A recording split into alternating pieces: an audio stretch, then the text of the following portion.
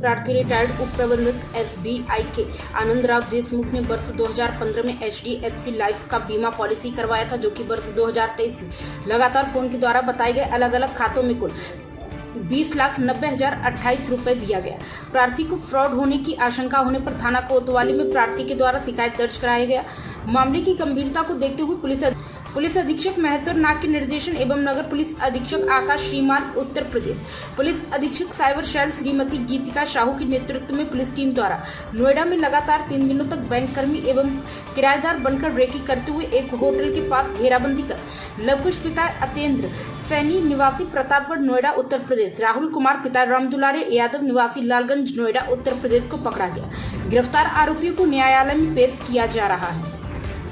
प्रार्थी आनंदराव देशमुख ने कुछ समय पहले आकर के ये शिकायत दर्ज कराई थी कि उनके साथ साइबर फ्रॉड हुआ है। वो 2015 में रिटायर हुए थे स्टेट बैंक ऑफ इंडिया से। उस समय उन्होंने HDFC बैंक से एक लाइफ इंश्योरेंस पॉलिसी ली थी, जिसका प्रीमियम शुरू में 1-2 किस्त जमा कराने के बाद वो प्रीमियम जमा नहीं कर पाए थे।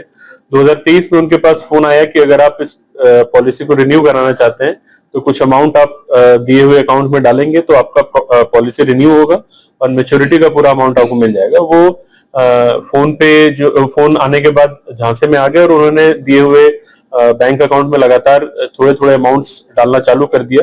कुल मिलाकर लगभग 21 लाख रुपए उन्होंने अकाउंट में ट्रांसफर किया।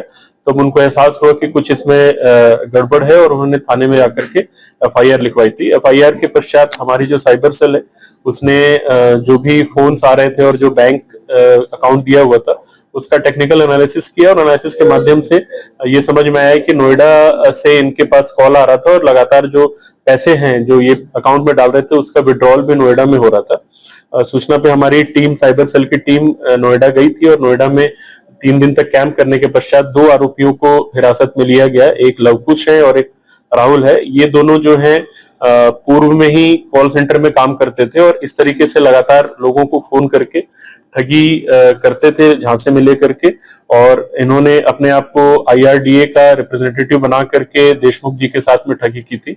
हमारे प्रयास से अभी तक 20 लाख का जो ठगी, 21 लाख की ठगी हुई उसमें से 9 लाख रुपए प्रार्थी के अकाउंट में वापस आ चुके हैं और भी प्रयास है कि जो विधिवत आगे कार्रवाई हो उससे बाकी जो अमाउंट है वो भी उनको मिल जाए। इस तरीके से मैं फिर आप लोगों के माध्यम से लोगों को बताना चाहूंगा कि कोई भी कॉल आता है या कोई भी इस तरीके से आपके पास में इन्वेस्टमेंट के संबंध में फोन आते हैं तो सतर्क रहें और अच्छे से जानकारी लेकर के ही कहीं पे भी निवेश करें। तो इनके पास डाटा कहां से है इसकी भी जांच करें। इसमें जो हम लोगों को प्रार्थियों से जो आरोपियों से जो सामान बरामद हुआ है इसमें 7 मोबाइल फोन्स बरामद हुए हैं, कुछ ATM कार्ड्स बरामद हुए हैं जिससे ये पैसे विड्रॉ करते थे। इसके अलावा एक हमको शीट इनके पास से मिली है जिसमें काफी सारे सब्सक्राइबर्स, काफी सारे लोगों का डेटा है। ये डेटा जो है ये स्पेसिफिक सबका नाम, डिटेल सब कुछ है इसमें, तो इसकी जांच भी हम लोग करेंगे कि ये डेटा इनके पास में कहां से आया। आजकल विभिन्न इंटरनेट साइट से, विभिन्न डार्क वेब के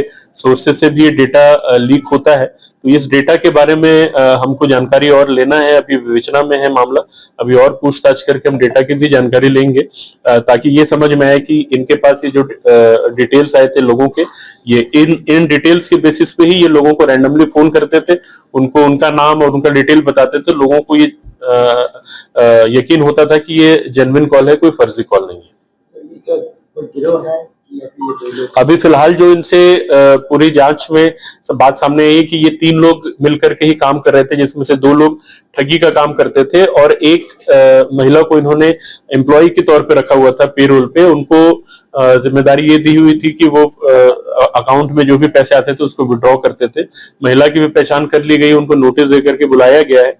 अगर जांच में आगे उनका भी रोल आता है तो उनके खिलाफ भी कार्रवाई होगी। इसके अलावा अभी तक और कोई बड़े गिरोह से इनका जो कनेक्शन है वो नहीं मिल पाया है, लेकिन क्योंकि शुरुआती दौर पे अभी हम जांच कर रहे हैं तो आगे जो भी इसमें जानकारी निकल करके आएगी उसके हिसाब से कार्रवाई करेंगे।